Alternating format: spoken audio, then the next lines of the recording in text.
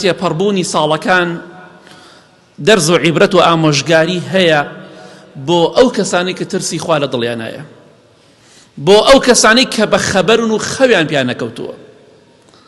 چونکە دڵنیایە لەوەی کە دنیا کۆتایی پێدێ، ئەم دنیاە ڕۆژێک دێت لێمان تاریک دەبێت، هەروەکو چۆن ساڵە دەڕوا و ساڵ دێت ئەوەش عمری ئێمە دەڕوا و کۆتایی دێت. بەیانی ئاخر ڕۆژی ئەم ساڵەیە کۆتایی هات، ڕۆژێکیش دێ ئاخر شەوی ئێمە دەبێت لەم ژیانەدا، ئاخر ڕۆژی ئێمە دەبێت لەم ژیانەدا. شەوێک دێ بەسەرمانە ئاخر شەومانە لە دنیا داین، ڕۆژێک دێت ئاخر ڕۆژی ژیانمانە. لە دوای ئێمە ژیان هەر بەردەوامە، بەڵام ئێمە چوونە ژێر خۆڵە و خۆمان نەکردەوەکانی خۆمان. ئەبێ دەرز وەرگرین، ئامۆژگاری وەرگرین. خوای گەورە دەفەرمێ وهو الذي جعل الليل والنهار خلفة لمن أراد أن يذكر أو أراد شكورا.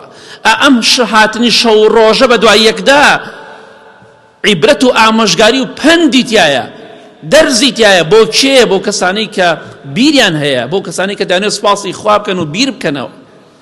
هاتنی شەو ڕۆژ، شەو هەرچەندە درێژ بێ هەر ڕۆژ دەبێتەوە، ڕۆژ هەرچەندێ درێژ بێ هەر شەو دێت، تۆش هەرچەندێ تەمەنە درێژ بێ هەر دەمریت. کەواتە بیر کەرەوە، شەو کۆتایی هات، ڕۆژێک دێ ئاخر شەو ڕۆژی تۆ دەبێت لەم دنیاەدا. شەوی پێشوو لە ناو ماڵ و مناڵی خۆتە، لەسەر جێگای نەرم و خۆش و سیسەم، شەوی دوایی لە ناو خۆڵدا. ڕۆژی پێشوو لە ژیاندا و لە پێکەنین و کەسابەت و ژیاندا، ڕۆژی دوایی لە ناو گۆڕدا.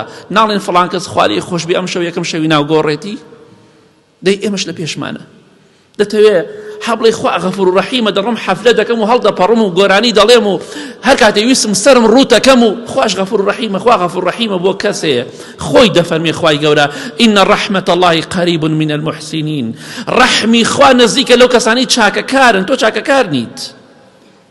چاکەکار بە خوا ڕەحمت لێەکە، خوا دەتخاتە بەهەشتەوە.